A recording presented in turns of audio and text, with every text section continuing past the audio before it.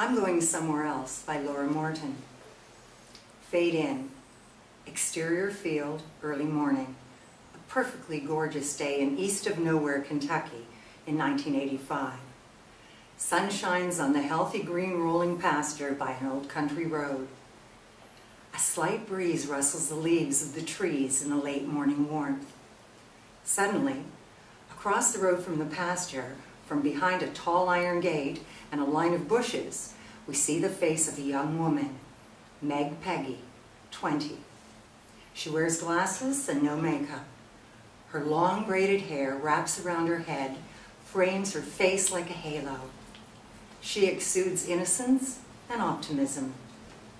She watches the road intently. From far off, a boxy white delivery truck rumbles down the road. A large picture of a hostess singer covers the entire side with the saying, "The treat that loves to lay it on thick." She watches it crest the horizon and disappear from sight. Meg Peggy. Meg Peggy snaps out of her reverie and turns to exterior, farmer's market, early morning. Meg Peggy, in ill-fitting, hand-down clothes, hops off the gate. Her brothers, Chuck 28 and Chad 30, like variations of the brawny guy, unload bushels of fruits and vegetables from the back of an old red pickup. Take a load, come on. Meg Peggy grabs a hefty basket of dark green kale. She stacks it beside two long wooden folding tables. Other vendors continue to arrive, unload their cars and trucks. The early morning coolness hovers over the setup. The fellow farmers unload their trucks and stack their goods on the tables to sell. People greet each other, but mostly quiet prevails. Stands and tables pepper the parking lot of a dilapidated train depot. Meg Peggy and her brother stack and display their vegetables. Later, the family table exudes simplicity and color, health and happiness. The patrons walk around eyeing the vegetables, smelling the stems, young couples with strollers, studious shoppers checking and smelling everything, bike riders wanting a snack. Meg Peggy bags a small bushel of greens for an older man and counts out the change. Are you the people who have that jam? Oh, not right now. Probably next week. My mother makes it. It's delicious. Come on back next week, we should have some. As the customer leaves, the crowd sighs lulls. Meg Peggy straightens the table with a slice of radish appears before her eyes. She looks up to find Albert, 20, quite burly, but there's something soft about him. He keeps his blue flannel shirt tightly tucked into his work jeans. Want to try my radish? Hi, Albert. I'm really excited about it. It's not as sweet as some and has a kick to it. I think you'll like the kick. Meg Peggy takes a slice of radish. She cringes when she tastes the kick. Thanks. If you want more, you know where to get it. Albert returns to his stand, which neighbors Meg Peggy's family's table. He holds a handful of radishes by the stems and smiles proudly at Meg Peggy. She holds up the remainder of her sample slice. Later, Meg Peggy and her brothers pack up the truck with a few remaining vegetables when something catches her eye. On the ground, almost ground into the concrete, lays a soiled wrapper. Meg Peggy scrapes it off gingerly with her fingernail. She wipes some of the dirt off and sees the faded picture of a ho-ho. She has a silent moment of accomplishment. Let's go. She quickly puts it in her pocket and hops into the truck with her brothers. Exterior, the farm, day. Meg Peggy sits between Chuck and Chad in the front seat of the truck. They approach three identical white houses, in line beside a larger house of similar design, like a mama duck and her ducklings. Each of the duckling houses has a red Ford truck and a wood-paneled station wagon in the drive. They pull into the mama truck driveway. Exterior farmhouse day. Chad, Chuck, and Meg Peggy each carry a basket of the remaining vegetables back behind the house and place them beside the back step.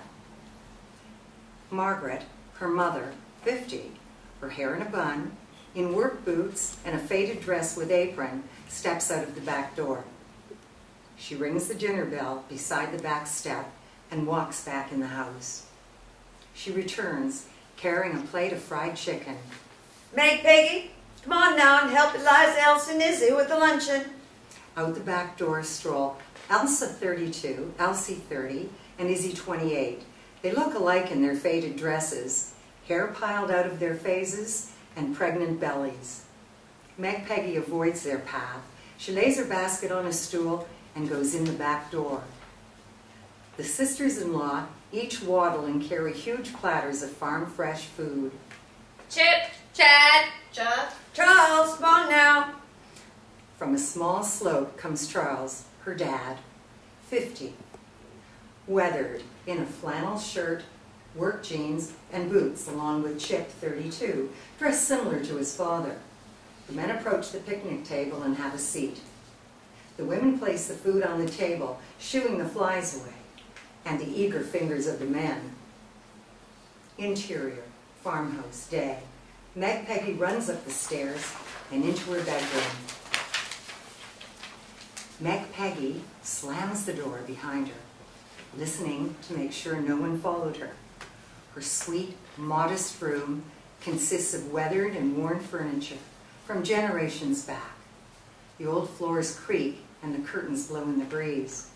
In the corner, a huge window overlooks the land expanding off into the distance. She gingerly steps across the wooden floors, cringing with each creak until she reaches her bed. She kneels on the floor and, as quietly as possible, slides out an old photo album.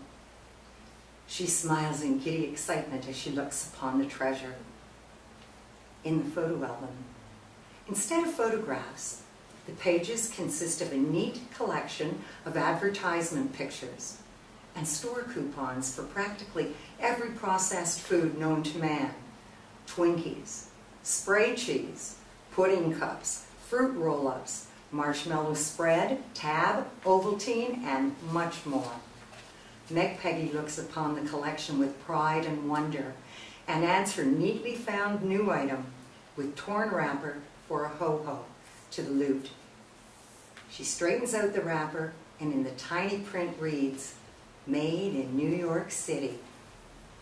Mother hollers in to Meg Peggy. Meg, Peggy, get the tea. Come on now. coming. Interior, farmhouse, kitchen, day. Meg Peggy dries off her newly washed hands and balances a large tray with a glistening picture of iced tea, full of ice and lemons, along with 10 glasses, and heads for the door. Her mother walks in with a wad of cash. Looks like y'all did well today at the market.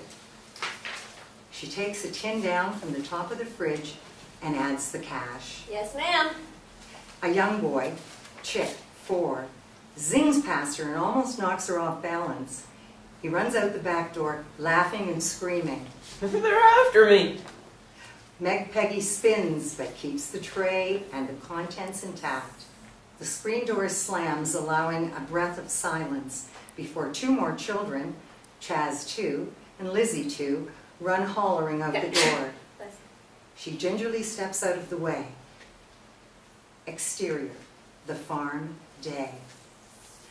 Family sits around the picnic table under the great oak, handing out plates and glasses, getting comfortable for lunch. As Meg Peggy sits, staring out at the distant hills, her father quietly leans over and hands her a 4-leaf clover. She takes the clover and smiles and slides it into her braid. Thanks, Dad. They have a silent moment. The sisters-in-law fill the plates of the children first, which includes Meg Peggy. Chuck, I think we're going to need a new blade on the tractor. I want 3 sticks of corn, Mama. Meg Peggy takes her plate and looks out at the horizon. It's an ear, not a stick, Chick. You don't think we can sharpen it? Chad can. Finish one first, then you can have another. Meg Peggy slides the ear of corn on her plate over to Chick's. He delights in their secret. The family digs into their lunch. Dad's right. Just get the new one and get on with it. I don't want to lose a week. An old blue Ford truck pulls up into the driveway. Albert, hey buddy? Albert, long time no see. Chip? Hey, Charles. You still need some lumber? Charles gives a silent hello.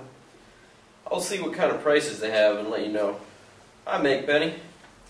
Meg Peggy looks up from the plate of food. Hey, Mother gestures with a dish towel, giddy with excitement at the sight of Meg Peggy and Albert side by side. Scoot down. Come on now. Meg Peggy drags her plate and makes room for Albert. Thank you, Margaret. Albert reaches behind him and pulls out a book from a back pocket and places it on the table. Thanks for the borrow. I liked it all right, but it got really sad sometimes. And other times it was just plain strange. He fixes himself a plate. yes, it was sad, but amazing. She went to big cities like New York and out west and cranes and the yams and the man she loved, and she had these great hitchhiking adventures with her huge thumbs. Thumbs. Those beans turned out nice. Yes, her thumbs. They're remarkable. They have a life of their own. Lizzie, 3 bites at least, sweetie. That's foolishness, running around like that. Now, some people were born smart and savvy enough for adventure, but you're not one of them. Thumbs or no thumbs. Albert sits, and they all commence to eat. Meg Peggy rubs the cover of the book, wishing she could will herself to be in that world. She places the clover in the book. Interior, barn, evening. Meg Peggy and her brother Chip layer up the bedding around the baby calves for the chilly evening. She walks out of the barn, where the evening sky melts into the dark horizon. Behind her, the warm sun makes its descent. Exterior, farmhouse day. Meg Peggy walks out of the chicken coop with a basket of eggs and spies Elsa walking towards her station wagon. Elsa, wait for me! She darts up to the farmhouse. Interior, farmhouse day. Meg Peggy runs in to find her mother at the kitchen table with loads of strawberries and empty mason jars. Meg Peggy drops the eggs on the kitchen table and quickly changes the rubber boots into her leather boots. Elsa and the girls are going to the store. Can I go with them? Well, what about the jam? I'll help when I get back. You need to get over your selfish ways and do what needs to be done. Yeah, I know. I'll be back. Meg Peggy runs out and grabs her paperboy satchel she uses as a purse. Exterior, farmhouse day. Elsa, Elsie, and Izzy, exhausted, wait beside the first station wagon, each carrying a purse and holding a list of needs. They see Meg Peggy and get in the car. Interior, station wagon day. The car moseys along the country road, windows down to let some air in. Meg Peggy sits in the back seat next to Izzy. She stares at her huge belly in disgust. Izzy catches her stare and smiles wanly. It's a baby. I'm sure it is. Exterior, the everything store, day. The station wagon pulls into the parking lot of a single-story sprawling shed. Signs proclaim to fit the needs of house and home and farm and field. Interior, the everything store, day. Elsa, Elsie, and Izzy each take a cart down an aisle on a mission. Focused, they grab the basics. Soap, toothbrushes, twine. They buy nothing that could come from their farm. Meg Peggy strolls along, grazing her fingers along the canned goods. She stops short and stares in wonder at the sight of a large display of Spam. Stacks upon stacks of navy blue tins pile up to form a pyramid. She turns the corner, and directly in front of her stands a display of Hostess Zingers. The picture on the tin wire rack fades to rust, but clearly the snack cakes come through. Instead of housing delicious zingers and Twinkies, hearty loaves of bread from a local bakery line the rack. Meg Peggy touches the faded pictures. At the counter, Checking to make sure her sisters-in-law aren't around, Meg Peggy leans into the clerk. Do you have zingers? The clerk stands confused. No. Personal? What? Elsa approaches, and heaves her groceries onto the counter. Never mind. Interior, station wagon, day. Meg Peggy watches the fields pass out her window. Interior, farmhouse, day. Meg Peggy walks into the kitchen. Her mother stands at the table, smashing the strawberries in a large bowl. Newspapers line the table. You're not going to run off again, are you? I have some tasks for you to do. No, ma'am. Come on now, grab your apron. Meg Peggy puts on her apron and joins her mother at the table. You can keep on taking the stems off and any of the rotten, but be sure to leave as much meat as you can. Meg Peggy picks up a knife and slices off her first strawberry when an ad on the old newspaper catches her eye. On the corner of the paper, just missed by the stain of the strawberries, shows an old grocery coupon for Hostess Zingers. She stares at it, and as quickly and adeptly as possible, she rips it off and delicately puts it in her back pocket. Interior, farmhouse, night. Lit by the warm, welcoming lamps in the dining room, the family sits around the sprawling table, a huge dinner before them. Each with a plate of food, they eat heartily. A tap comes from the back door. Come on in.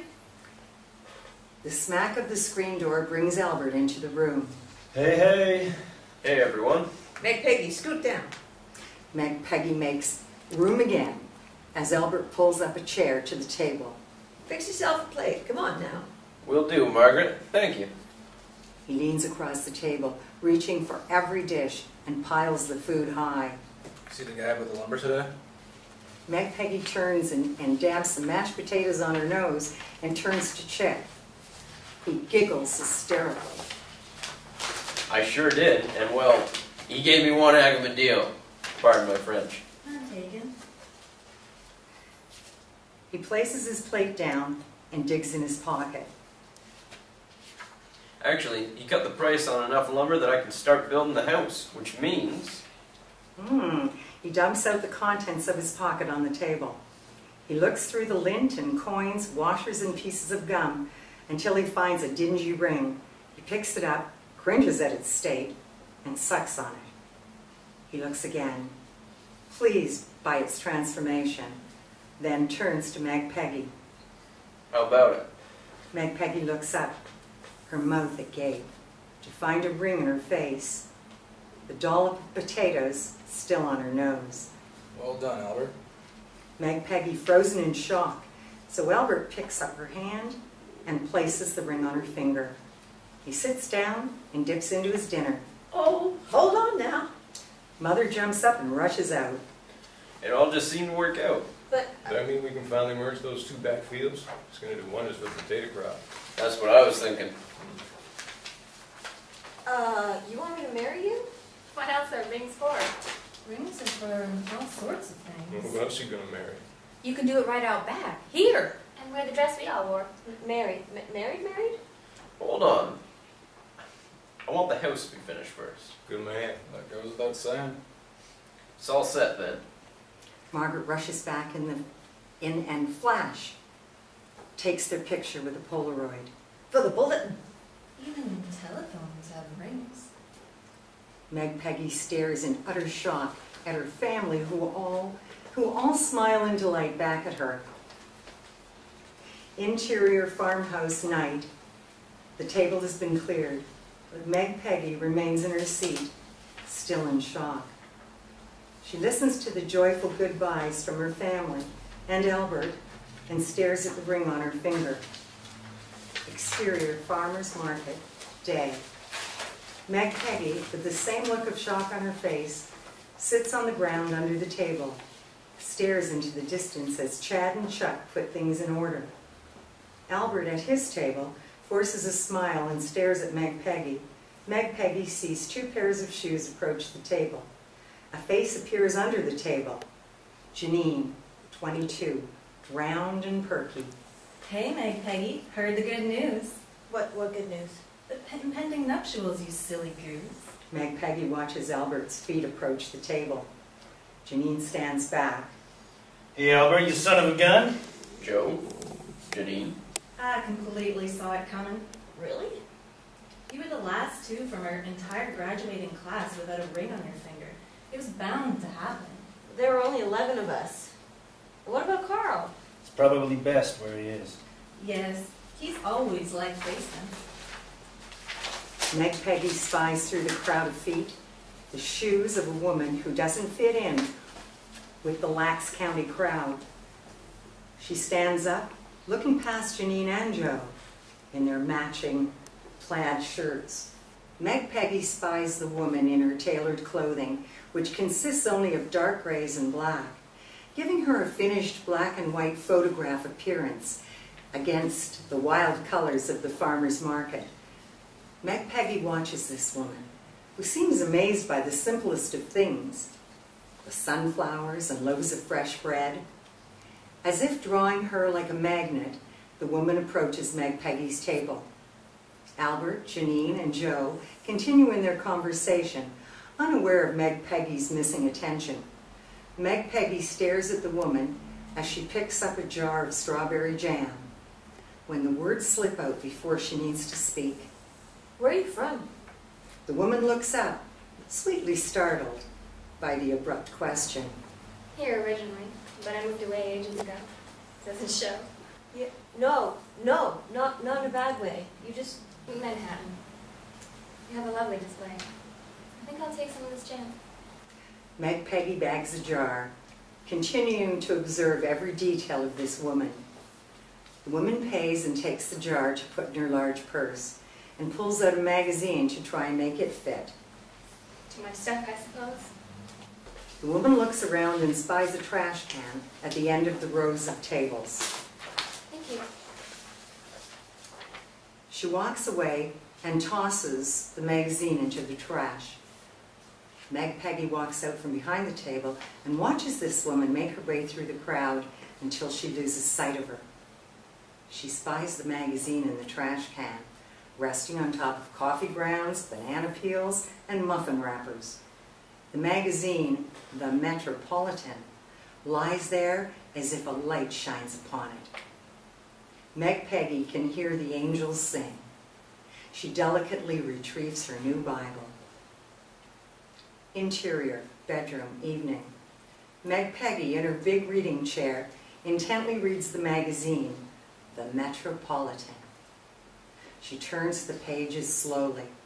Photos upon photos of businesswomen, briefcases, sleek umbrellas, shiny, beautiful couples rushing towards cabs on city streets pepper each page.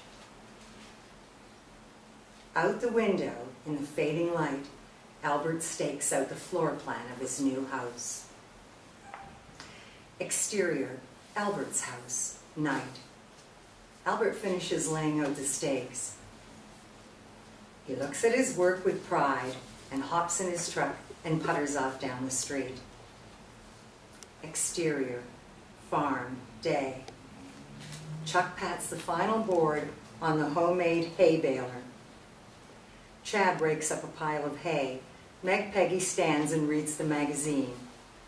Chuck finishes the baler, and he and Chad lift armfuls of hay into it. Meg Peggy, come on, lots to do.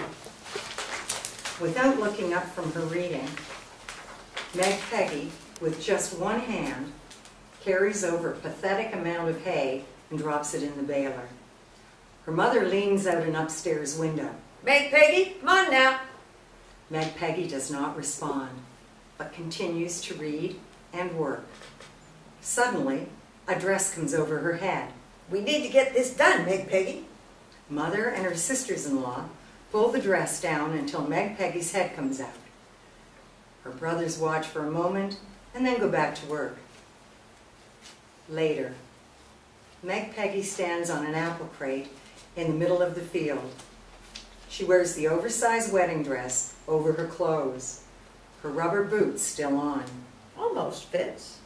Her mother and sisters-in-law scurry around her, pinning and measuring. Hold your arms up. Come on now. Meg Peggy barely lifts her arms. What if I didn't want to get married? I read that some people do other things, and I You think have that- a good home and a good man who wants to marry you. Now stop talking nonsense. Mother lifts Meg Peggy's arms higher. Should we leave room in case her chest ever comes in? She's 20. I think it's as big as it's gonna get. Maybe we should leave room in case you want to use socks or something? No.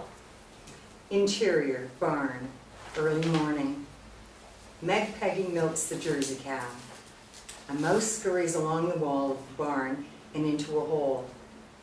Meg Peggy watches, disinterested. The magazine lays open beside her on the ground. She flips the page with her foot. Insert. Picture of a sophisticated working girl with the caption below. The only person you are destined to become is the person you decide to be. Ralph Waldo Emerson. Meg Peggy stares at the picture for a moment and forgets her task at hand. Exterior, Albert's house, day. Albert with Charles, Chip, Chad, and Chuck focus on their task of framing the house. Meg Peggy watches them, watches one wall go up. She looks down at the picture in the magazine. Hey, Albert. Albert nods, pencils in his mouth, and keeps working. How'd you decide you wanted to marry me? He shrugs, still continuing to work. Makes sense, doesn't it? Meg Peggy gets the nerve to ask. But what if it doesn't? Albert stops working. What are you talking about? Chip starts the saw. The loud, grounding noise drowns out everything. Meg Peggy, gesturing with the magazine, goes on a long monologue with ups and downs, undeterred by the sounds. The saw finally stops, and we hear, And sometimes I wonder what that life would be like. Our life would be great. the men heave the wall up, which shoves Meg Peggy out of the way. She tries one more time to speak to Albert, but she's lost her chance. He's lost in his work again. Interior, farm, day. Meg Peggy, Albert, and Chuck fix up the older logs supporting the fence around the barn. Maybe tonight we could...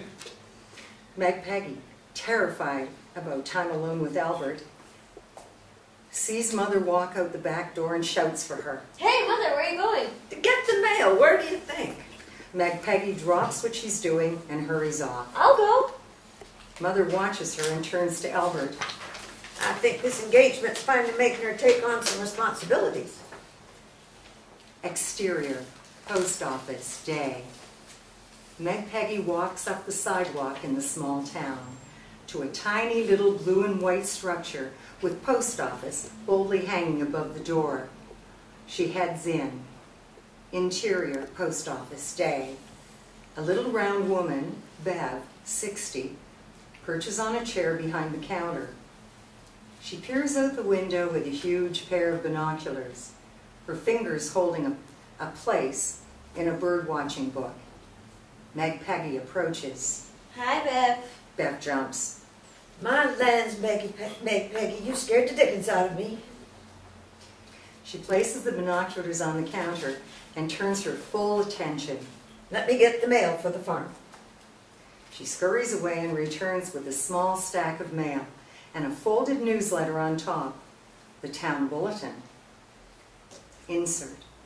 On the front page, in big letters, states, 2 more to find wedded bliss. The snapshot is of Meg Peggy with potatoes on her nose, and Albert, taken at the moment of the proposal, takes up most of the front page. Meg Peggy cringes at the sight. Love the pic. And the invite went out, of course, so I'll be there. The invite. Well, Margaret hung it up last week. There you go. Meg Peggy turns to the packed bulletin board on the wall. Signs and notes posted in crazy disarray. Everything from selling a tractor to a lost dog to a newspaper clipping with a list of the honor roll students. In the center of the board, she sees her wedding invite. Insert. Plain white paper with clean, simple handwriting that reads, Meg Peggy and Albert are getting married. when the house is built. Let Margaret know if you'll be there. Meg Peggy gasped at the reality of the impending date. Exterior, Main Street day. Meg Peggy steps out onto the sidewalk when a bus whooshes past her. She watches it head out of town. She turns to see Biff, 60, painting the bus stop onto a side of the old building. Hey, Biff. What's going on? We're getting a bus stop, Meg Peggy. Pretty soon, a lovely bus will stop right here every Saturday at noon and take you anywhere you want to go. Anywhere? Exterior, farmhouse, daybreak. Meg Peggy, early in the morning, basket in hand, stoops into the chicken coop. Moments later, she steps out, the basket full of eggs. She looks up to see Albert on the roof of his house, hammering down shingles. She can't believe how fast he built the house. Exterior, the farm, evening. Charles approaches and stands beside Meg Peggy at the back fence. He starts to speak, but no words come out. They stand in silence. Exterior, farmhouse, day. The big day has arrived. Mismatched chairs from the kitchen and dining room sit in neat rows with the aisle heading to the big oak. Neighbors pour in. All have similar cars, either old trucks or large station wagons.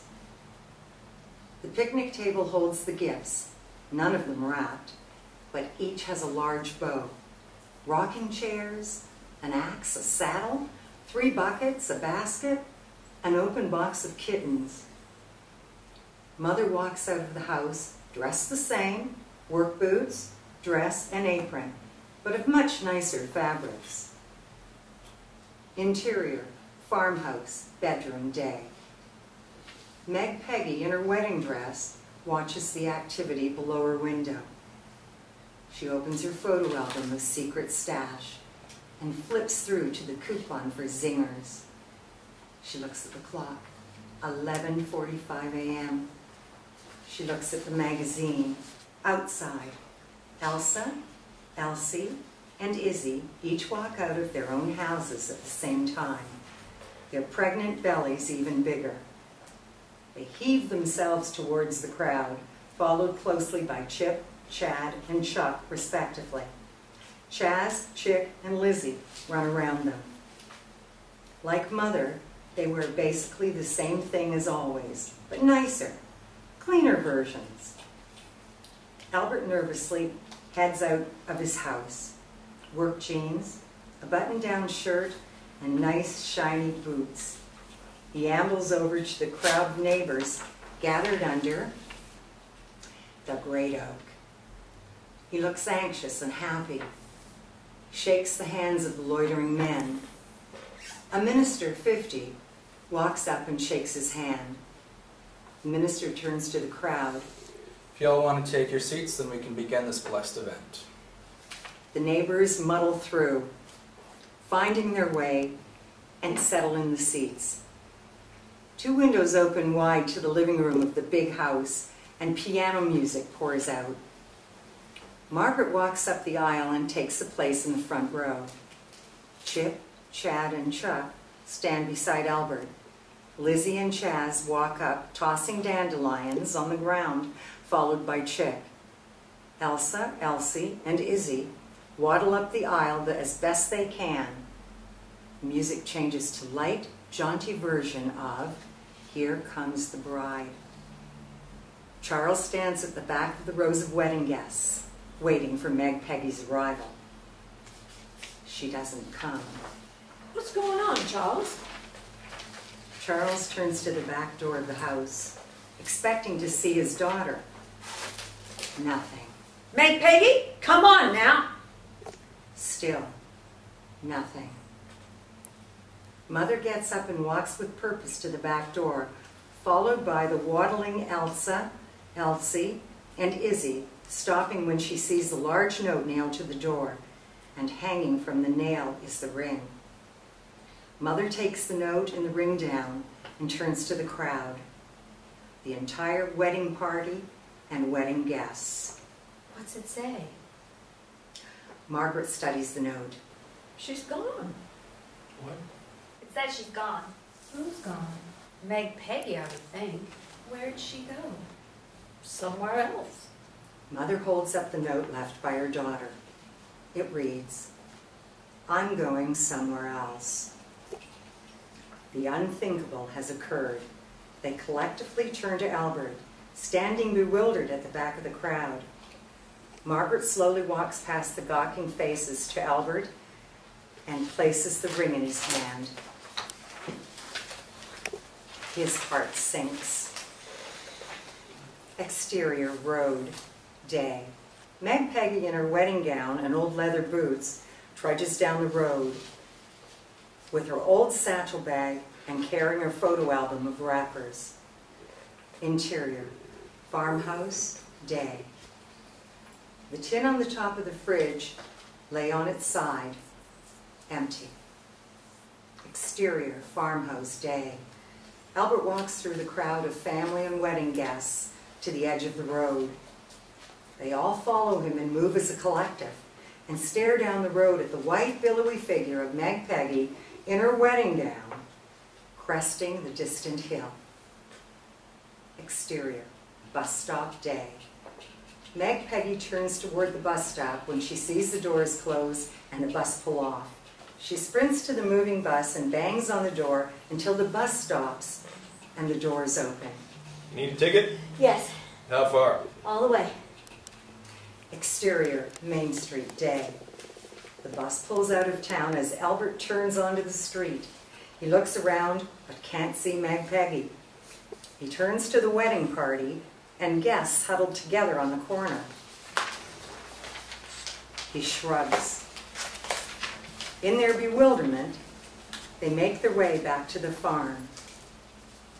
Interior, exterior, bus, day. A bus with the Big Apple across the front heads down the road. Meg Peggy stares out the windows as the small farms and towns pass. With her satchel clutched close to her lap, she takes a reassuring breath and looks out the window. Interior, exterior, bus, montage. Meg Peggy watches the signs out the window. A greasy headbanger with long hair and oversized headphones, with a multitude of newspapers in his lap, violently nods along to his music. Meg Peggy turns back to the window. She cranes her neck to see the passing towns. An older woman offers her half a cheese sandwich from her purse. Meg Peggy kindly accepts. The sun sets behind a distant tree line out the opposite windows. Meg Peggy tries to see it set. She pulls her wedding dress out from under a sleeping teenager. She sees the bright lights of New York skyline approaching. Interior, Penn Station, night. The bus heaves to a stop in a dark, vast parking garage filled with other buses. Meg Peggy steps off the bus into the gloomy, shadowy surroundings. Terrified by the darkness, she turns back as the doors of the bus close in her face. The other passengers all seem to know where to go. She follows the crowd. Exterior, Penn Station, night. Meg Peggy, clutching her satchel, walks out of Penn Station into the chaos of New York City. Cars honk. Their blinding headlights speed past. People of all shapes and sizes, in dress never before seen, speak languages unknown to her. Meg Peggy joins the rush of the crowd on the sidewalk, overwhelmed by the loud, claustrophobic street, with speeding cabs, crowds rushing down the sidewalks, and noise, sirens, car horns, talking, yelling, laughing, brakes screeching. The crowd carries her down the sidewalk, and she takes in the buildings and signs around her. Above the crowd, down the street, she spies a pulsing sign hanging precariously from a fire escape ladder. It reads, "Rooms available." Exterior, Regal Motel, night. Meg Peggy breaks from the crowd and heads for the sign at the Regal Motel. Exterior, Main Street, night. Albert stands in the middle of the downtown, still wearing his wedding attire, looking off down the road out of town. Interior, Regal Motel, night. Meg Peggy heaves the heavy door and finds herself standing at the end of a very long, smoky hallway.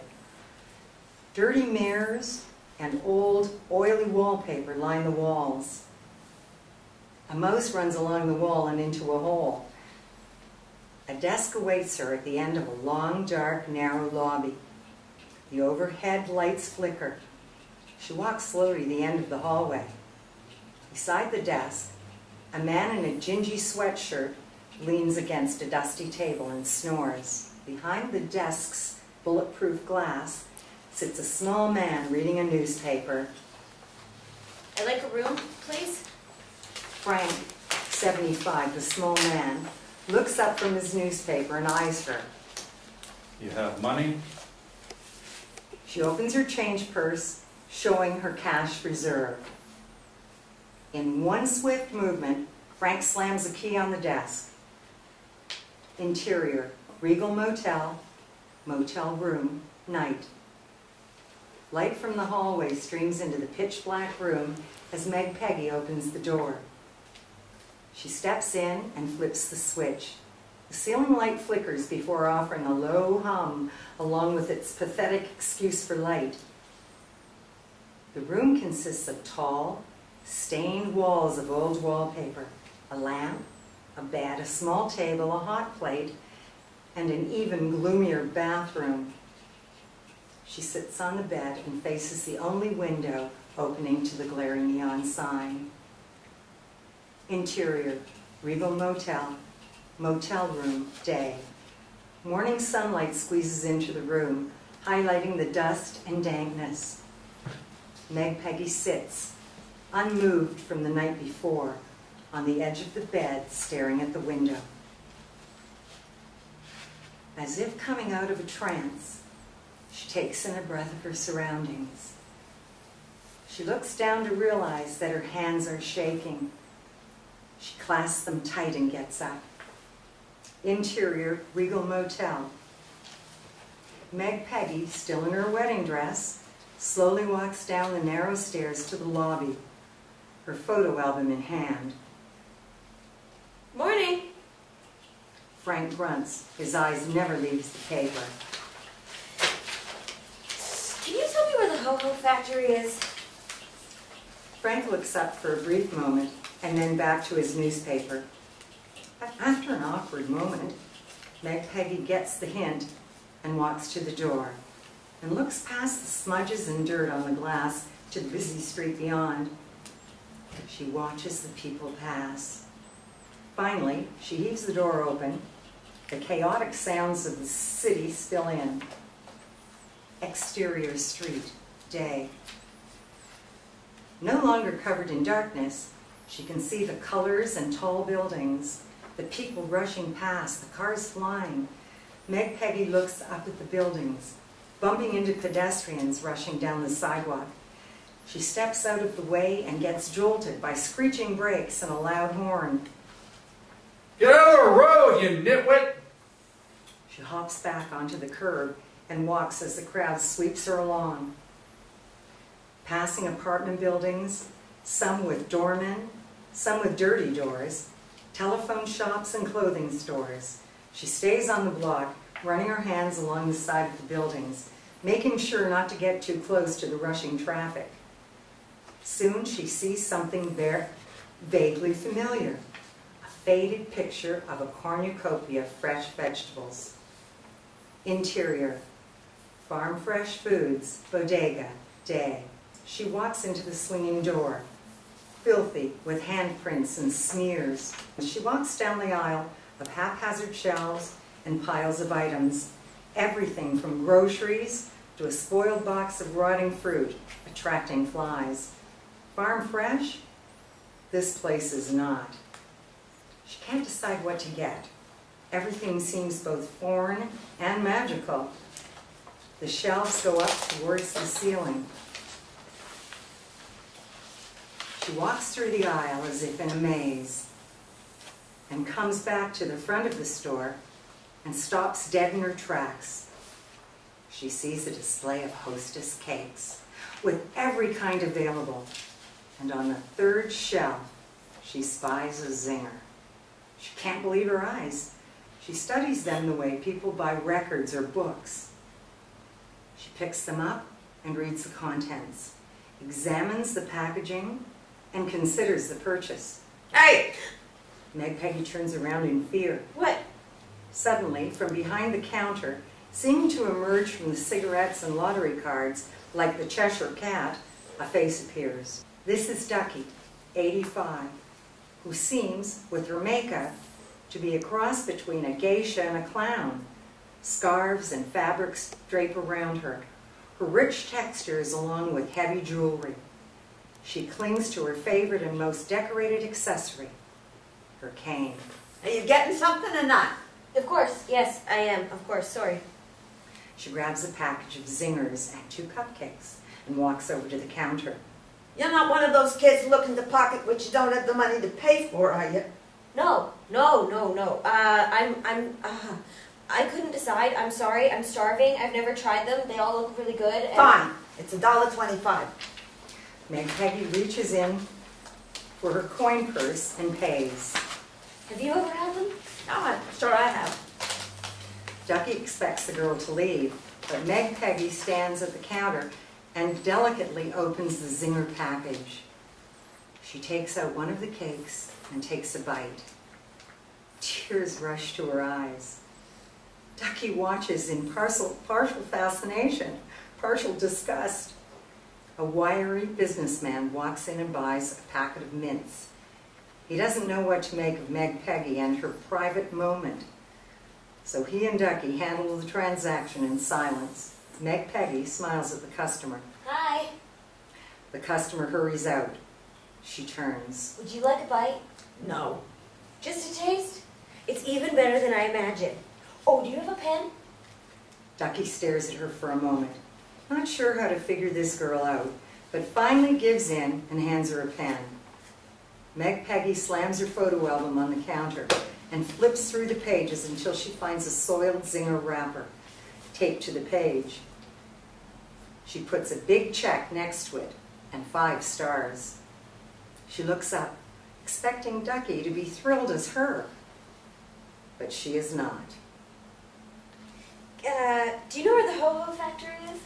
Meg Peggy returns the pen to Ducky's outstretched hand. Across the park. Exterior, Hal's Kitchen Park, day. Meg Peggy looks across the park and above the trees at the far end and spies a beautiful deco sign that reads, Hostess Factory. With her eyes on the prize, her photo album of treasures clutched in her arms, she heads directly to the building. Interior, Hostess Factory, day. Meg Peggy pushes through the large revolving doors into a temperature-controlled, soft music playing lobby. The long leather sofas and Art Deco design desk are anything but a factory. Large black and white framed photos of the factory line the wall. Can I help you? Is this where they make zingers?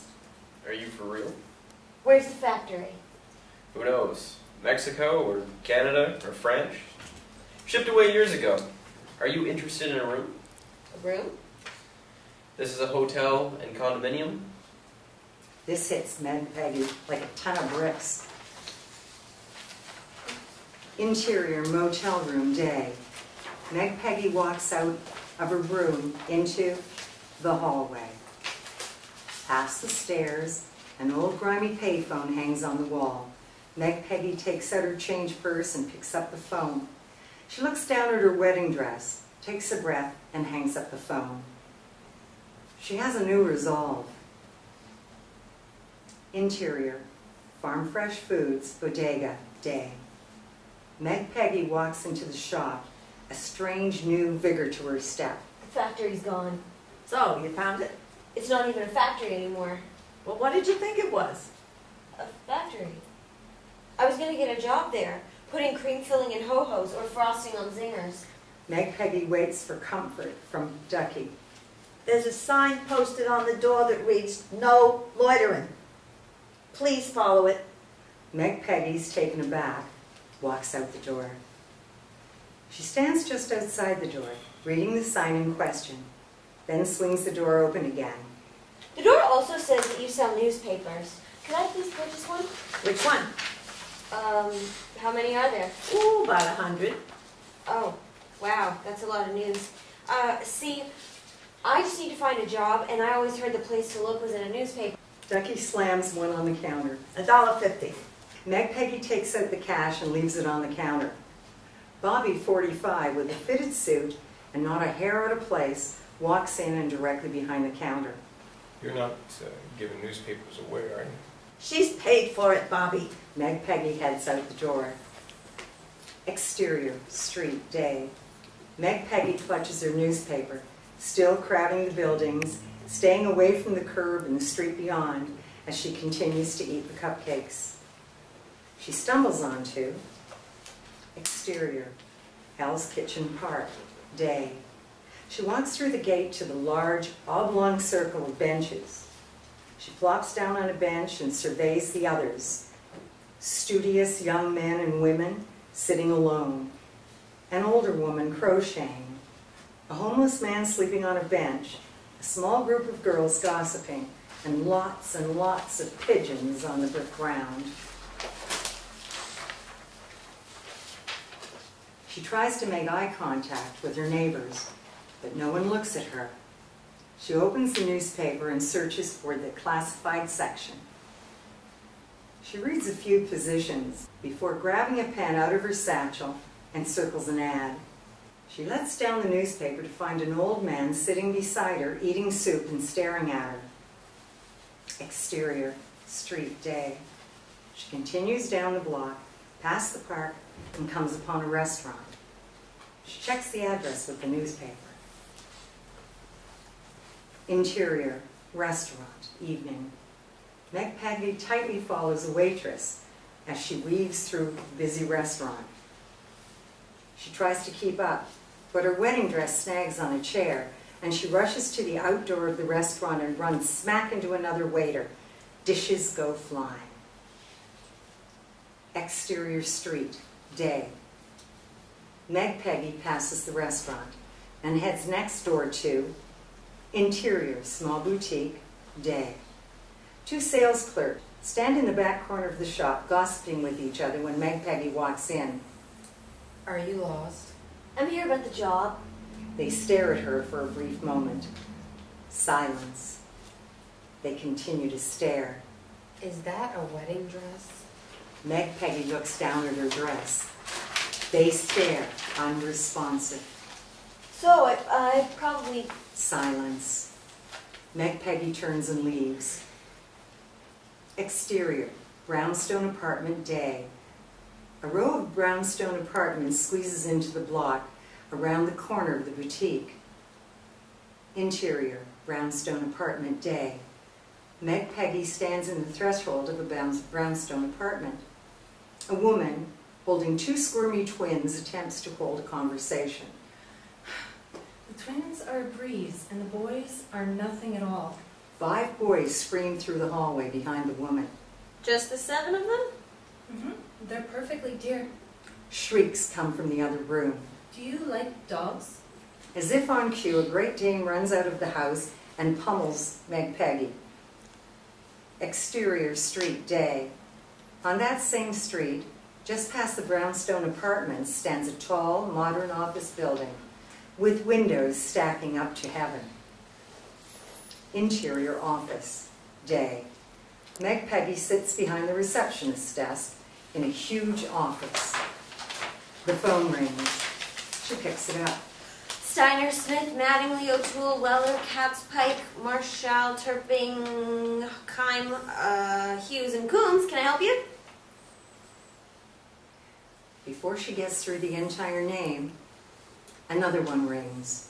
Another line rings. She looks at the phone, which seems to hold 100 lines, all blinking lights and ringing. She tries again. Steiner, Smith, Mattingly, O'Toole, Weller, Katz, Pike, Marshall. Wait, how do you... Oh... She presses another button. Hello? What? Oh, this is Steiner, Smith. Hello? She presses buttons in an attempt to make the ringing stop. Exterior street, day. Out front of the office building, Meg Peggy sits behind the wheel of a cab. Interior, yellow cab, day. Meg Peggy stares in fear at the traffic. A businessman hops in the back seat. 57 3rd. Okay. Meg Peggy puts the car in gear and takes out a map. One block in the wide map of Manhattan is outlined. She points to the circled block, her safe place, and finds the requested street corner on the other side of town. You gotta be kidding me. He hops out of the car. Interior, Regal Motel, motel room, night. Meg Peggy sits on the bed, staring at the neon light out the window. 3 types of Hostess cupcakes sit in her plate for her dinner. Interior, Farm Fresh Foods, Bodega, day. Meg Peggy, her wedding dress now quite a bit dingier, and the spring in her step is faded, but walks in and directly to the Hostess display. She quickly picks out 3 cupcakes and plops them on the counter along with the exact change. Ducky takes the money. Thank you. She leaves without another word. Exterior, street, day. Meg Peggy continues around the block, going in and out of businesses, out of shoe stores, pet stores, dance halls, and construction sites. Exterior, Main Street, day. Albert walks out of a cafe and heads to the next little shop. Interior, little shop, day. Albert walks in and up to the counter where 2 young women put price tags on new purses.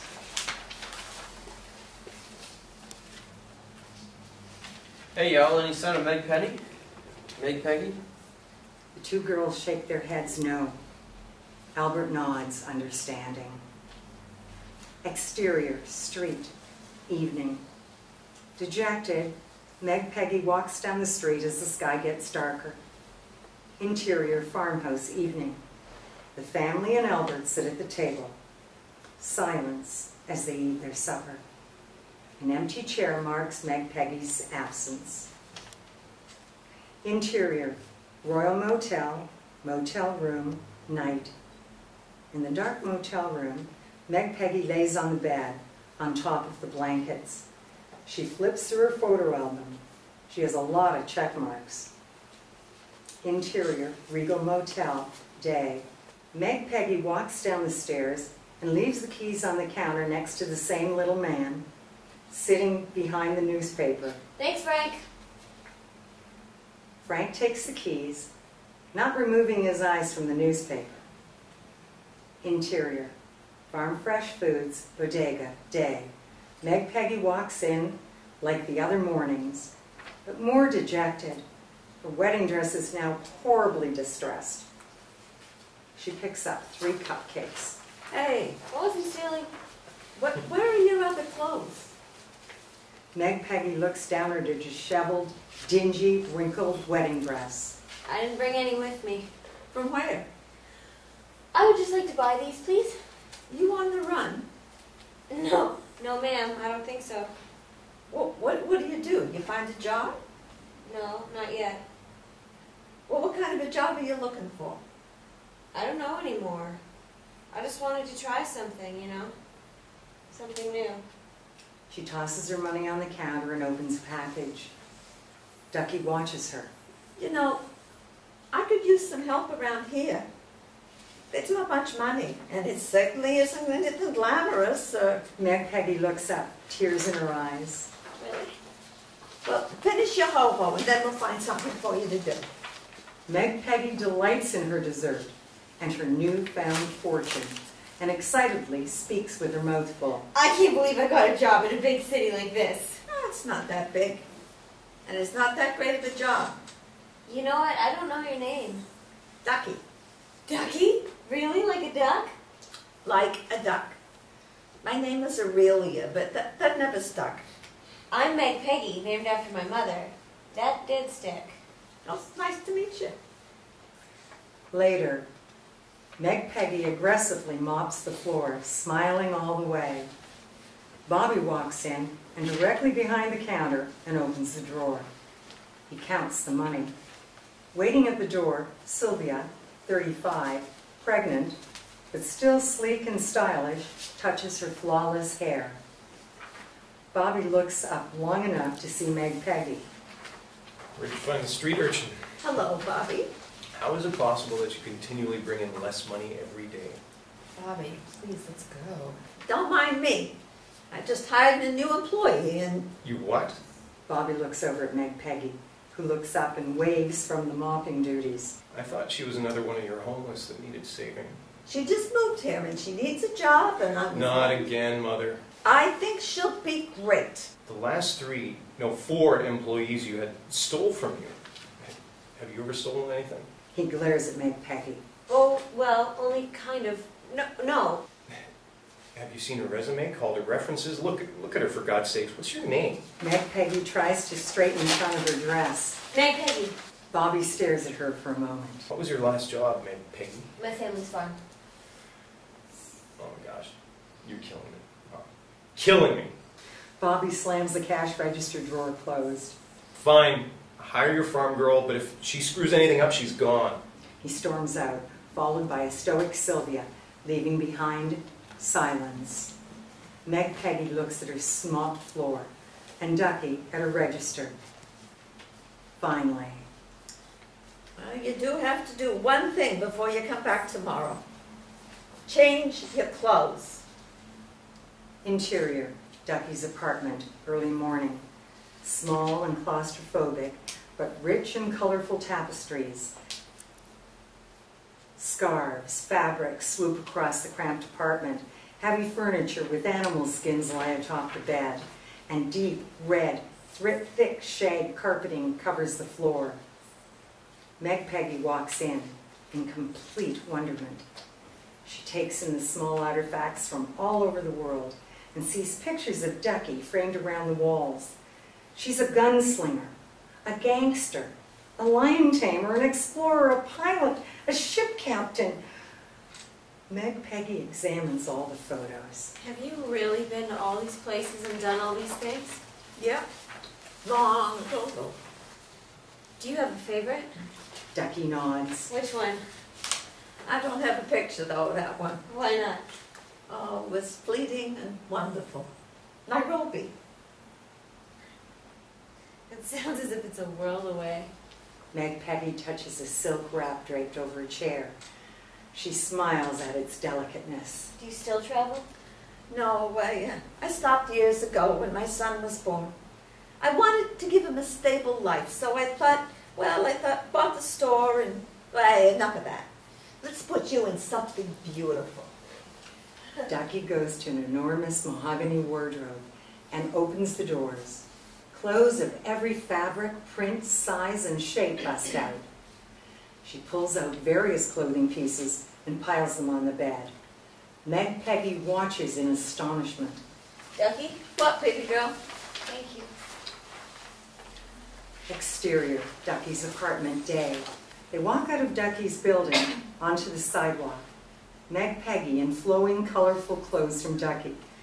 They go directly next door and into interior, farm fresh foods, bodega, day. Meg Peggy stands behind the counter, surrounded by cigarettes, lottery cards, magazines, batteries, and dusty old displays. The little cage looks out at the store. Ducky gives her the rundown on how to use the cash register. It dings and flies open. And that's how it goes. Easy as a wink. A customer walks in. Why don't you give it a try? The customer heads to the counter and looks past them to the back wall. Yeah, give me the times. Sure. Meg Peggy turns around to the variety of newspapers piled behind her. So the left. Your other left. Down. A little more. Yeah, right there. No, go back. That's it. Ducky watches calmly, knowing Meg Peggy will do just fine. Meg Peggy places the times on the counter and slowly hits the numbers. The drawer flies open. She laughs. It worked! Shouldn't it work? Of course, that's why it's wonderful. The customer leaves a couple dollars on the counter and walks away. Interior, Farm Fresh Foods Bodega Day. Ducky sits on her perch at the register.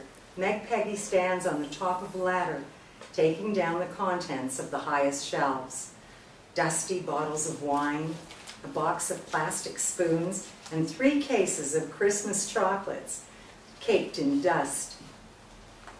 Ducky watches. So that's where those went. I thought I lost those years ago. Bobby walks in, briefcase in hand. He looks up to see Meg Peggy on the ladder. Ma, looks like we got another offer. It's a good offer. I'm not selling. This place sucks everything you have right out the door. You make no money and then you go and hire farm girl nitwits who... I'm not selling. Meg Peggy continues to clean vigorously. Exterior, street, day. Meg Peggy walks down the street and spies a table lamp in the trash on the curb. She picks it up. Can't believe she found such a beautiful lamp. Interior, Regal Motel, motel room night. Meg Peggy sits at her little table in her room. The lamp casts a warm light across the room. She eats a Twinkie and looks at her new home. Exterior, road, night. Albert drives down an old country road beside crop fields that go off into the night. He watches out the window and shines a flashlight into the darkness. Meg Peggy? Interior, Farm Fresh Foods Bodega Day. Meg Peggy mops the floors, scrubbing to beat the band. Interior, Farm Fresh Foods Bodega Day. While Ducky sits beside her, Meg Peggy brings up items for a mousy customer. How are you doing today? Fine. How much? $3 even. She bags the items. That's a lovely tie. The customer looks up, taken aback, even blushes. Oh, thank you. It's my favorite. It suits you. The customer grabs the bag and heads out. Have a great day. You too. Interior, motel room, day. Meg Peggy scrubs the floor of her room. She delicately cleans the walls, allowing the soft yellow walls to soak up the sunlight. Interior, Farm Fresh Foods Bodega, day. Meg Peggy cleans out the fruit under the pitiful cooling light. She throws out the rotten fruit. A customer, Mr. Benedict, walks in. Good morning, Mr. Benedict. How's your daughter's cold? Much better, thank you. Ducky smiles at her protege from her lovely perch. Interior, motel room, day. Meg Peggy sits in her windowsill, looking down at people on the sidewalks, the traffic, the buildings that keep going and going and going. She watches as it all fits together like a perfect puzzle. Interior, Farm Fresh Foods Bodega, day. Meg Peggy scrubs the windows clean, scraping off old posters from years before. I can't tell if this is gum or mud. What should we do for lunch today? I was thinking of having a Twinkie, but I might go with a Zinger. Well, what about Chinese food? Meg Peggy turns to Ducky quizzically. Chinese food? Sure. Ducky reaches for the phone. She sees that Meg Peggy hasn't moved, but stands with a rag in her hand, frozen. Are you okay? We're having food from China for lunch. Oh, baby girl, you've never had Chinese food? Meg Peggy shakes her head. How much you've missed. Later, Ducky on her perch and Meg Peggy on the other side of the counter open their boxes of Chinese takeout. Ducky hands Meg Peggy a pair of chopsticks, who stares at them, not knowing what to do with them at all. Ducky uses them with ease. Meg Peggy attempts a bite, but the noodles slide back into the box. She attempts again and again, but can't seem to get the food to her mouth. Have you ever been to China? After a whirlwind trip to Mongolia, I wound up in Beijing for a year. I didn't know you could do that. I didn't know I could either until I did. But now I don't think I could even make it to Chinatown, let alone China. Where's Chinatown? Oh, a few miles south of here. You should go. Meg Peggy drops her chopsticks. Yeah, I'd like to someday. What have you seen since moving to the city? Let's see. This block. You haven't left the block? Since you got here? Oh, I've been all around it, and I also saw the bus station my first night in town. Baby girl, you need to get out there. Get beyond this street and see the world. I will. I know I will someday. It's just, so unknown. Meg Peggy finally gets a bite of food in her mouth, shocked by both the accomplishment and the taste. She relishes in the new flavors, delicious and amazing, and unlike anything else she's ever eaten. I've always wanted to see the world. Well, let's go. Really? I'll take you to see the world. Interior, bus, day. Meg Peggy sits on a bus and stares out the window with all the other passengers. Ducky sits beside her, cane in hand. She stares at the floor.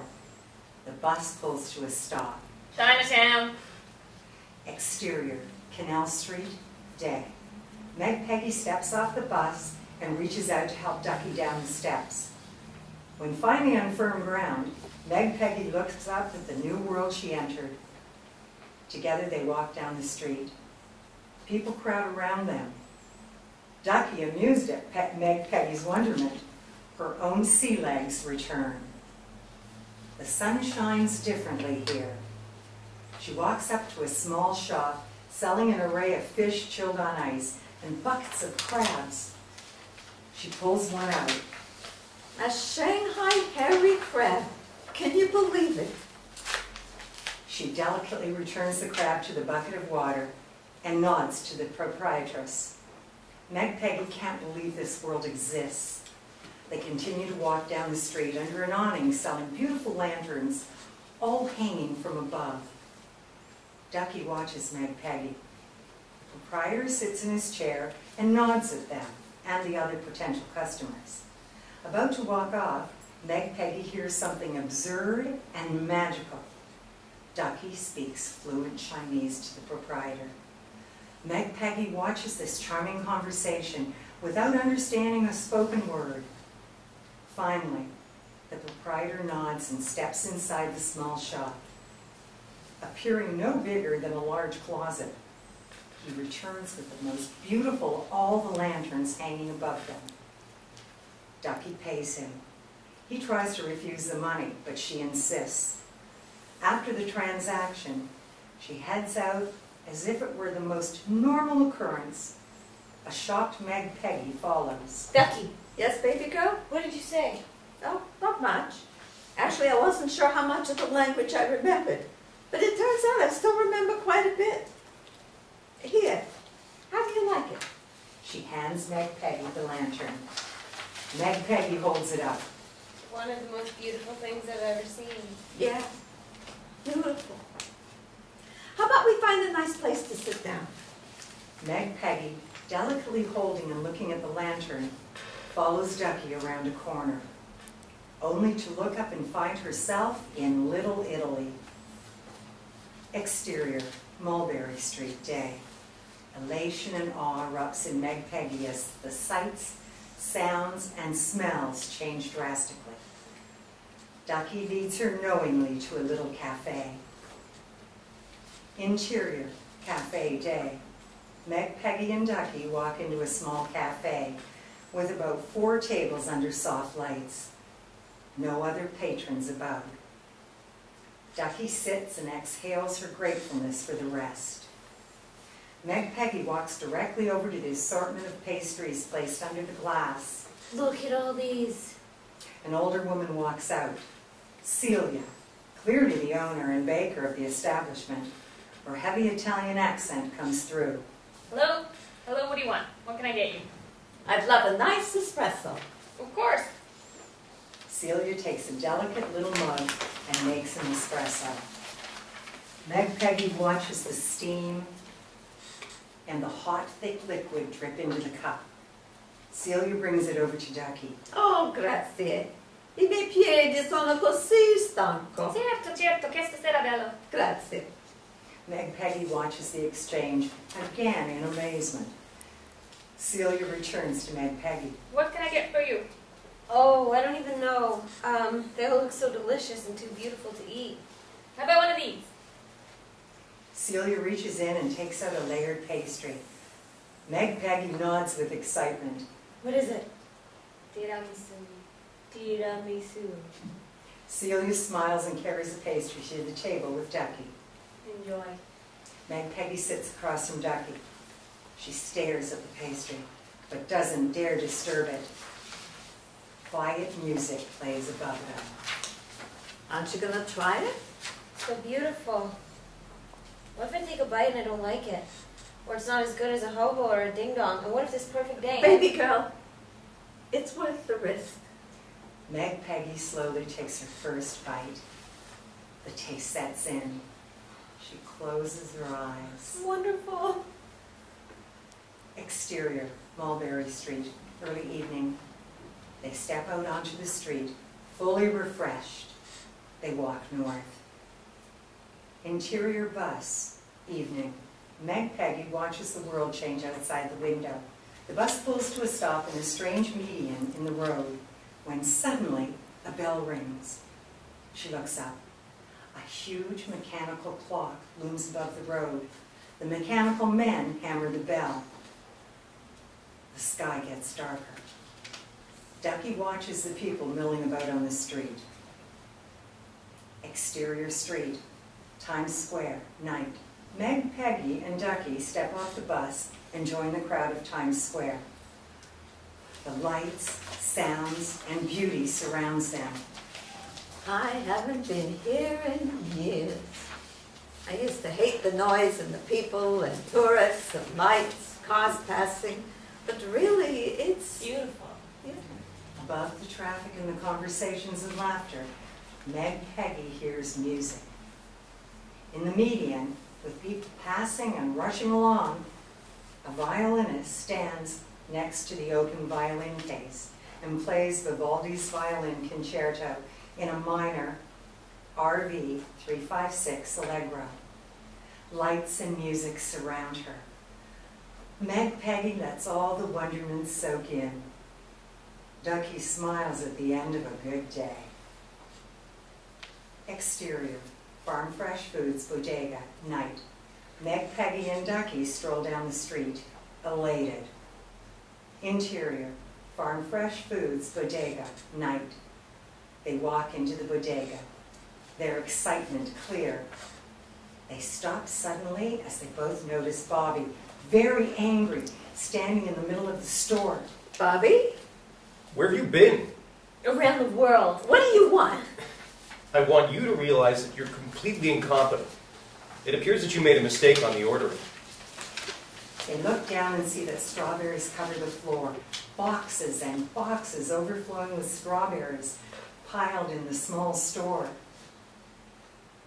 They cover every possible nook and cranny of the entire shop. Ma, look, I think it's pretty obvious that you're not fit to run the store anymore. Meg Peggy looks at Ducky, who shakes her head. Meg Peggy can't believe what's happening. That's it. I'll have my lawyer draw up the paperwork we're selling. I'll call West Haven and schedule a visit. What's West Haven? It's a horrible place. That A wants retirement community for active seniors. And it's the only solution when you make stupid mistakes like this. Meg Peggy looks about the store. She looks at Ducky. I did it. Bobby Excuse and Ducky turn to her. Excuse me? I did it. I ordered everything. Ducky and I talked about a plan to turn the store around. Look, I'm not going to listen to some little farm girl who... Wait, it wasn't a mistake at all. Bobby glares at Meg Peggy. What's going on, Ma? That's right. It was a business decision. Bobby, clearly pissed, picks up a strawberry and throws it back in the box. Fine. You know what? Have your little plan. I'll give you a week, and if it hasn't worked by then, it's over. Bobby storms out. Meg Peggy and Ducky stand in the silence Bobby leaves behind. I really don't know how I would have. You don't have to do this. He's right. I probably put the wrong amount on the order I have form. an idea. What? The shovel to throw all this away? No, we can make jam. My mother makes it. It's delicious. Meg Peggy stares at the boxes of fruit with anticipation. Ducky stares in utter bewilderment. Interior, Ducky's apartment, kitchen, day. The boxes of strawberries cover the floor of Ducky's small kitchen. Meg Peggy lines the table with newspaper, just as her mother did at the farmhouse. Ducky stands the strawberries. Later, Ducky and Meg Peggy sit side by side at the table, slicing strawberries, creating a huge pile. Did you do this at home? My mother made jam. Do you miss her? I don't know. Meg Peggy gets up quickly. She walks to the stove and takes out a pan. Okay, I know you cook the fruit down and the sugar goes into it. She turns on the stove and carries a handful of strawberries and dumps them in the pan. She opens a box of sugar and pours it in. Is that how you make it? Yeah, well, it's something like that. She begins another pan exactly the same way and then opens cabinets. What are you looking for? My mother has lots of jars, something, mason jars or something. The fruit in the pans begins to smoke. Meg Peggy frantically stirs. That isn't right, is it? No, I don't know. She quickly turns off the stove and pours the burnt strawberry goo into a bowl. She places it on the table in front of her and Ducky. They stare at it. Meg Peggy dips a finger into taste and flinches. Horrible taste. Ooh. I guess I should have helped my mother more. Meg Peggy pours the strawberry concoction into the trash can. I'm sorry. I really thought it would work. I'll try again tomorrow. We got enough strawberries. That we do. Meg Peggy nods her goodbye. Interior Regal Motel hallway evening. Meg Peggy walks up the stairs to her motel room. At the top of the stairs, she turns to face an old payphone. She stares at it for a moment and goes into her room. After a moment, she walks out and approaches the phone. She takes a breath, slides the quarters into the slot, and dials the phone. Interior, farmhouse, evening. The family and Albert sit at the table, eating in silence when the phone rings. They all look up, not sure what to do. Mother stands up and walks to the phone in the kitchen. Intercut. Hello? Silence from Meg Peggy. Finally, Mother? Mother almost drops the phone. Both pain and relief wash over her. Meg Peggy? The family, on hearing her name, rush into the kitchen and huddle close to Mother. Hi. Where are you? I made jam today. You made jam. Yeah, they delivered loads of strawberries by mistake. Strawberries? Strawberries? And I had to help Ducky with the... Ducky? What's she saying? Tell her not to feed any fruit to ducks. Strawberries can give ducks diarrhea. Where are you, Meg Peggy? Meg Peggy pauses for a long time, not sure what to share. They call this place Hell's Kitchen. You're in hell? Hell. Hell's Kitchen. It's a place with buildings and music and parks and Chinese food and things from all... Why don't you come home? I have to go. Meg Peggy hangs up the phone. She quickly wipes the beginning tear from her eye and walks back to her room. Interior, farmhouse, evening. Mother hangs up the phone and walks to the kitchen table and sits down. What happened? I'm not sure. She's making jam with a duck in a place called Hale's Kitchen. The family takes it in. Albert first out the door. Interior, farm fresh foods, bodega, day. Meg Peggy hangs a big sign in the window. Insert. Come on in for some strawberries, for some fresh strawberries. She turns back to the store. Even the cooking barely made a dent in the amount of fruit. Signs hang everywhere announcing the very obvious availability of strawberries. One customer walks in and looks up from his newspaper to see the amounts of fruit. Can I interest you in some strawberries? No, but thank you. Customer sees that the path to the counter is cut off, and he walks back out the door, passing Bobby. Bobby walks in and smirks at all the signs for strawberries. This was your plan. Meg Peggy attempts to remain unruffled. Kind of. Bobby laughs to himself and walks back out. Exterior, post office, dawn. Albert sits on the sidewalk, counting down the moments to daybreak. Exterior, post office, day. Bev walks to the door, searching for the key in her purse. She looks up to find Albert, wide-eyed and excited. Hello there, Albert. Mail hasn't arrived yet. I need to find a place. What kind Bev looks intrigued. What kind of place? A place called Hell's Kitchen. Oh my, I don't think you want to go to a place like that. Meg Peggy's there. Well, you have to save her. With that, Bev opens the door. Interior, post office, day. Bev dips below the desk and heaves up a huge book. She flips it open to the back index. Albert can barely contain his anxiety. Does it have it? Bev runs her finger down the page. Page 176. Bev flips the pages quickly, excited. She finds the page and her mouth drops with shock. What? Where is it? Bev turns the book towards Albert. She points to the place. Is that... I'm not sure that's right. No, the book wouldn't lie. What would Meg Peggy be doing in a place like that? Neither can believe it. Interior, Farm Fresh Foods, Bodega, day. Meg Peggy stands behind the counter with Ducky. They stare at the piles upon piles of fruit and eat from a small bowl of strawberries. Exterior, farmhouse, day. Albert hops out of his truck and runs up to the family at the table under the oak. They turn and stare at him and await his news. New York City. The family gasps in shock. Meg Peggy? She can't be. Exterior street, Times Square, day. Meg Peggy walks about the crowd wearing an old cigarette girl tray with small bags of strawberries. She approaches the tourists. Strawberries? They're fresh. People take to avoiding her. Interior, Farm Fresh Foods, Bodega, evening.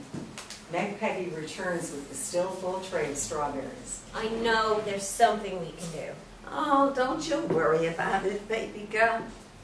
Let's go home for the night. Exterior, Farm Fresh Foods, Bodega, evening. Meg Peggy waits beside Ducky as she locks up the store. With everything locked, Ducky turns and unlocks her apartment door, next door to the bodega. Good night, Ducky. Good night, baby girl. Exterior street, night. Meg Peggy sulks along the street. Interior, Regal Motel, night. She walks into the motel and up to the desk. Frank slams her keys on the desk. Thank you, Frank. Have a nice night. Frank nods, but continues to read his newspaper. Interior, truck, night. Albert drives intently through the night.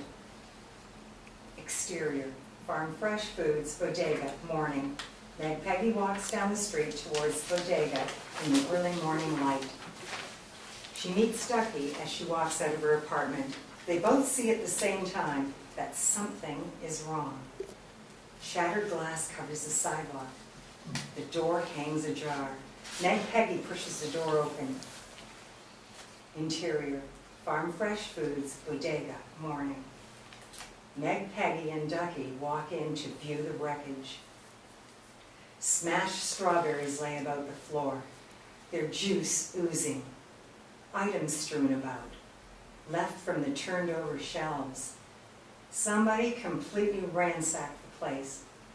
Bobby walks through the broken door. What happened? Meg Peggy and Ducky turn to him, bewildered. Have you called the police?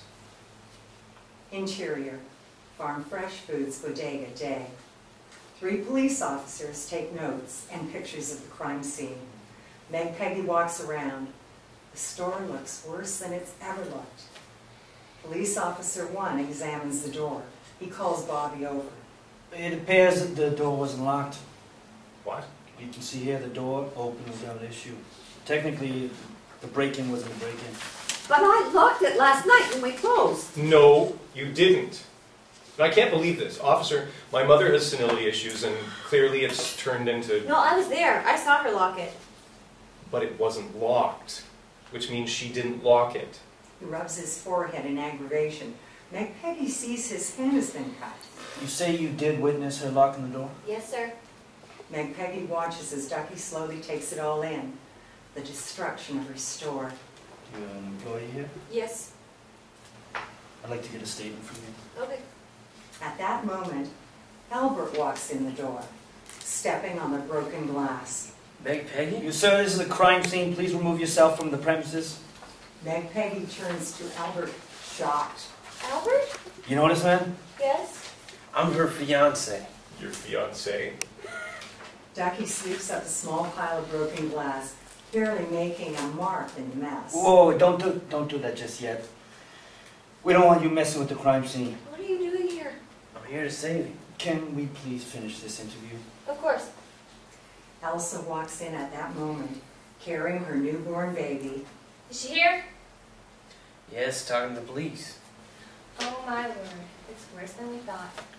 The entire family comes in. Chip, Elsie, Chad, Izzy, Chuck, mother and father. Her brothers and sisters-in-law hold their children and newborn babies. Meg Peggy, what are you doing in those clothes? Who are these people? My family. Of course. At the lone, untouched shelf in the back, Ducky turns the canned goods, making sure all their labels face out. Meg Peggy, this is enough nonsense. We are here to take you home. I don't want to go home. I have a life here. I have a job. Technically not anymore. I think it's clear the store is now closed for good. Hearing that, Ducky collapses. Meg Peggy rushes to her side. Ducky! Exterior, street, day. The ambulance races through the midtown traffic, followed by Albert's blue truck and 4 station wagons. Interior, ambulance, day. Meg Peggy holds Ducky's hand. Bobby looks out the back door window annoyed. Babe, who knows what happened? She just fell over. I'll call you from the hospital. Interior, hospital room, day. Ducky lies in the hospital room sleeping. Meg Peggy sits in a chair beside her, holding her hand. Bobby paces at the foot of the bed. Ducky begins to wake up. Hi. Ducky looks around. Where am I? The hospital. You fainted. Oh, well, who are all those people? Meg Are you ghosts? Meg Peggy's family gathered in the corner of the room. That's my family. We won't let her out of our sight again. You feeling okay? Well, I suppose so. I want to be in my shop. I do too. Bobby rolls his eyes. A doctor walks in, reading her chart. He looks up at the small crowd in the room. Oh man, lots of people here today. He looks down at Ducky. Hi, it's good to see you up. How are you feeling? I'm okay. Good. Looks like it was merely a case of exhaustion and overexcitement. She gonna be okay? I don't see why not. The doctor leaves. Ma'am, now that all this is settled, we need to be taking Meg Peggy back home. Good riddance. I'm not leaving here. You have to. You said yourself you don't have a job anymore. I'll get another one. How? You couldn't find a job until my mother pitied you.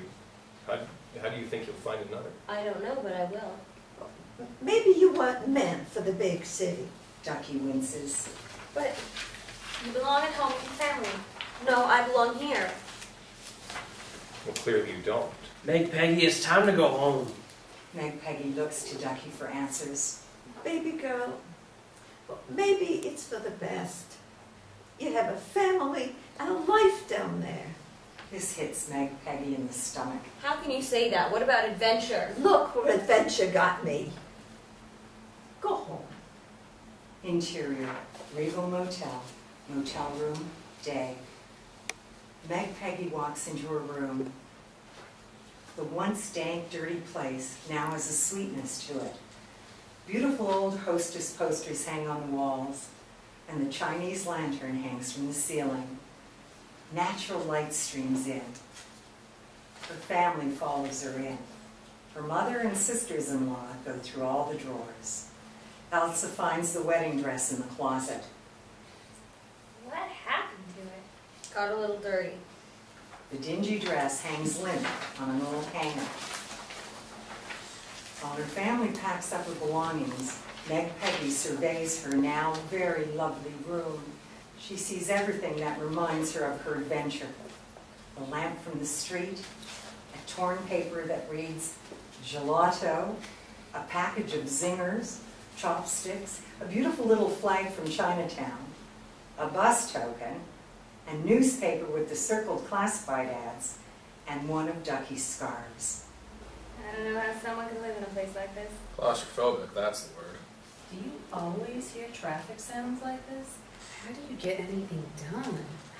How do you sleep? I managed just fine. Mother opens a cabinet and finds a stash of Hostess cupcakes. Is it what you've been eating? No wonder you're all brainwashed. Look at this junk. They take the dress, but that's about it. Everything else is useless and can be thrown away. Elsa dumps the Hostess loot into the trash can. Meg Peggy watches as if in a trance. Let's get out of here. The family huddles out the door, pulling Meg Peggy along. Interior, Regal Motel, day. Meg Peggy approaches Frank at the desk. Hi, Frank. He grunts and takes the key. He continues to read his newspaper. The family walks to the door. Meg Peggy gets an idea. Wait, She rushes back to the desk. are you hiring? Frank looks up for the first time. I can clean, I sweep, scrub walls, I know how to work a cash register. I'm very... Hiring? Yeah, I'd like to apply for a job. Frank stares at her, as if he's never seen her before. He looks at her family behind her. No, not hiring. His eyes return to his newspaper. Exterior, street, day. Out on the street, Albert's truck and the 4 station wagons sit parked at the meters. They all get in their respective cars. Deflated, Meg Peggy heads to the back seat of the first station wagon. She looks down the block and back at the car. Suddenly, she runs off into interior, restaurant, day. Meg Peggy rushes up to the bar. Hi, I worked here just a bit ago for a shift. I had some issues, but I've changed a lot, and I think that I could really... Yo, yeah, I remember you. No way. I don't need a klutz screwing things up again. We finally got that window replaced. Meg Peggy nods and turns to leave, passing her family huddled by the front door. Exterior, street, day. She rushes down the street into... Hi. Oh. Interior, small boutique, day. She walks in, her family close behind. Hi, I'd like a job, please. The same 2 sales clerks stand behind the counter. Oh my god, real live rednecks. The other clerk takes a Polaroid picture. Exterior, brownstone apartment, day. Meg Peggy knocks on the door. Her family on the steps surrounding her. A perky girl opens the door, calmly holding the twins. The other boys smile like a portrait beside her. The Great Dane sits at attention. Oh, hi. I came here before about being a nanny. I got the job, and I love it. Perky girl and the boys all smile together and close the door. Interior, office, day. Meg Peggy rushes out of the elevator, again followed by her huddling family. They edge into the narrow glass office door. They all stop to see a woman with long nails navigate the phones with ease. Steiner, Smith, Mattingly, O'Toole, Weller, Katz, Pike, Marshall, Tepperton, Kime, Hughes, and Collins, please hold. Steiner, Smith, Mattingly, O'Toole, Weller, Katz, Pike, Marshall, Tepperton, Kime, Hughes, and Collins, please hold. Meg Peggy, becoming more and more desperate, rushes back to the elevator. Exterior, street, day. Meg Peggy frantically runs around into businesses after business. Her family waits outside. but in no time she returns to the street and into the next store. Finally, Meg Peggy rushes out of the business and comes face to face with the boarded up windows of exterior. Farm Fresh Foods Bodega Day. Meg Peggy stops in her tracks. She turns to see her family standing, waiting for her. She hurries to the neighboring door and runs in. Interior, Ducky's apartment, Day. Meg Peggy runs in, her family traipsing behind her. Ducky sits on her sofa, staring at a pamphlet for West Haven. Ducky? Ducky looks up. Oh, hi, baby girl. Meg Peggy sits beside her. They sit in silence. Suppose this is it. I need to go. I know. I'm sorry. I'll miss you. I'll miss you too. And I wanted to thank you for everything, for giving me a job, and I never even knew there were people like you in this world. I never knew there were people like you. What are all these strawberries for? Meg Peggy and Ducky look up. Izzy pops her head out of the kitchen door. You have loads in there. They're from the shop. We ordered too many. We didn't know what to do with them, so... You should have made jam. we tried, but You didn't know how. I told you to pay more attention. I know, I'm sorry. Well, there's no sense in letting them go to waste. Mother leads them into the kitchen. Mother takes out a few pans and places them on the stove. Meg Peggy follows her in. Ducky shuffles in and sits at the table. Mother examines the pile of strawberries already sliced. Well, you done a nice job saving the meat of the berry. We have a lot to work with. There's a lot more down in the store. Mother looks around. Chuck, Chaz, Chip, you go down and fetch the rest of the strawberries. Go on now. The three men head out the door, flying past Ducky with purpose. She hands them the store key as they run out. Meg Peggy watches as her mother takes over. Now, what about containers? Where were you going to put all this jam? We didn't really have any idea. Elsie, Izzy, go get some jars. I'm sure they've got something in this godforsaken city. Go on now. The women heave themselves and the newborns up and out the door. Y'all go and play with Grandpa. Elsa nudges all the younger children into the living room, where Charles sits on the floor and picks up an ornate statue of a giraffe. Mother gathers the berries. Well now, let's get started. She delicately and efficiently works the berries into the pan and takes down the sugar. Meg Peggy watches, finally taking it all in. Ducky continues to cut strawberries. Albert hovers outside the kitchen door, watching the women quietly work. Interior, Farm Fresh Foods Bodega Day. Chuck, Chaz, and Chip climb over the mess that remains in the store. They observe the wreckage before seeing the boxes upon boxes of untouched strawberries in the corner. You could really do something here. The three of them roll up their sleeves and lift the first shelf off the ground. Exterior street, Day. Elsa, Elsie, and Izzy head out of the apartment building with their babies swaddled to their backs. Their country gate stands out among the city street crowd. They walk with purpose until Elsa comes to a sudden halt. That one. She reaches into a pile of trash and takes out a dirty glass. Peanut butter jar. She drops it into a bag at her side. They continue to walk. People step out of the way for them to pass. Interior, Ducky's apartment, kitchen, Day. Meg Peggy and Mother stand side by side and stir the delicious jam on the stove. We're almost done with the first batch, but we're going to need more sugar. Meg Peggy, why don't you run out and... Meg Peggy drops her stirring spoon. Yes, ma'am. She heads out the door. Albert follows her. Exterior street, Day. Meg Peggy heads down the street, gracefully weaving through the crowds on the sidewalk. Albert, clunky and awkward, tries to keep up. Finally, he reaches her side. Hey, Meg Peggy. She continues to walk. Hey, Albert. She speeds up and walks into exterior street, Times Square, Day.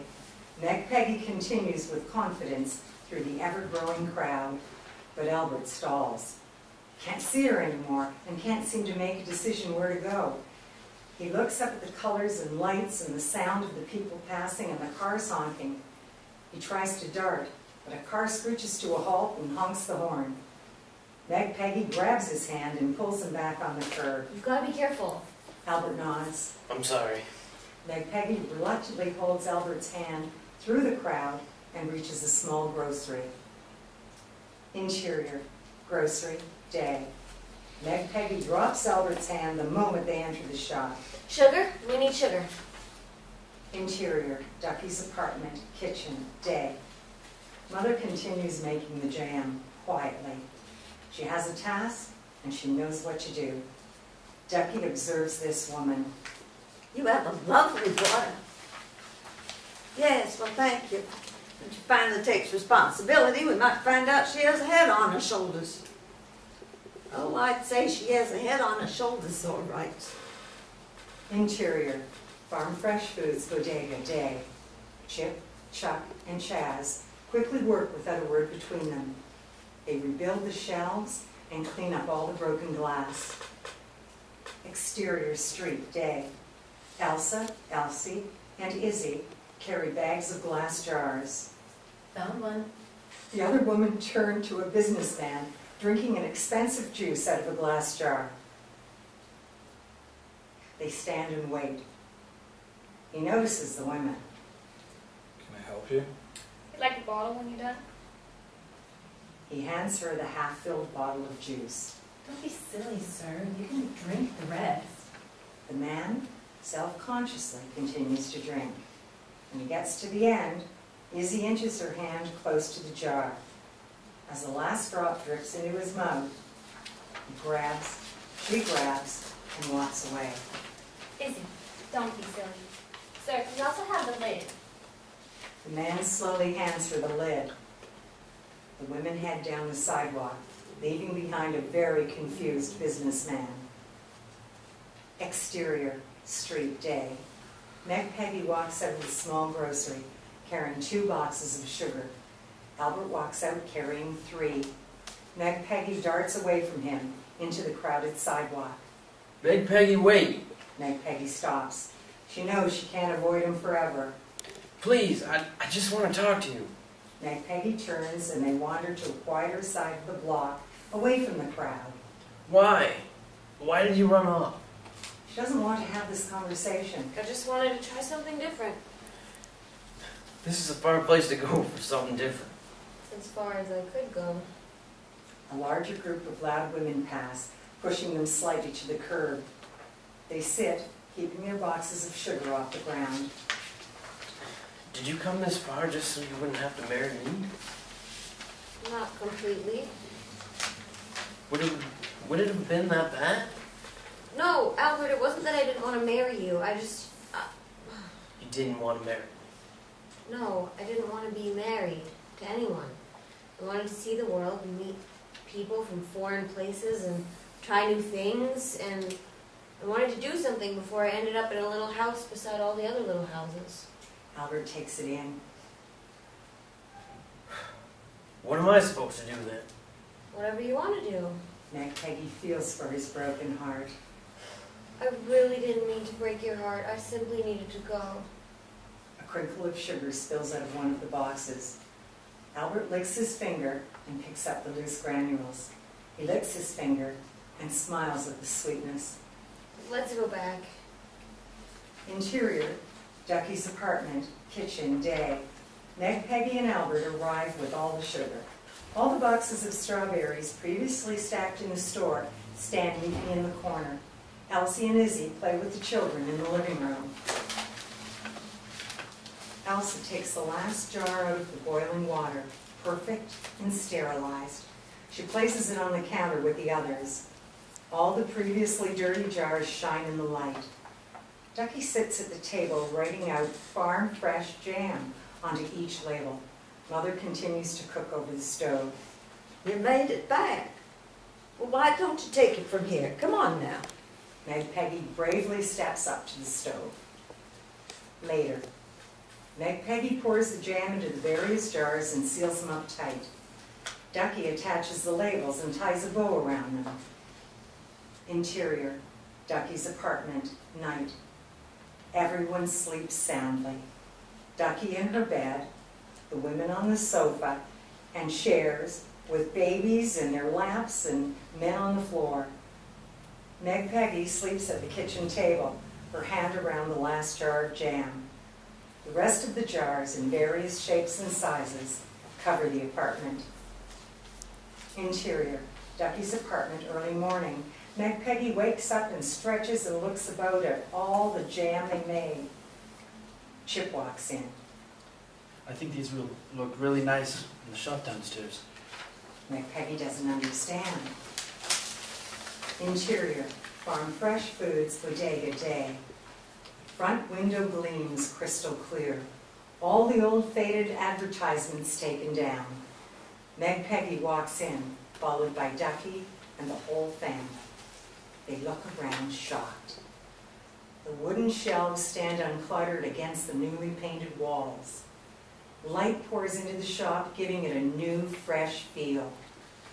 The shop reflects the perfect balance of health and simplicity.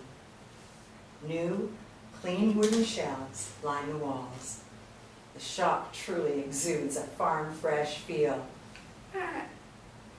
I can't believe it. It's absolutely beautiful. Insert. In the window, the lone side reads, Farm Fresh Homemade Strawberry Jam. In the middle of the shop stands an empty shelf, awaiting all the jars made the night before. They stack the jars of jam, placing them excitedly on their special shelf.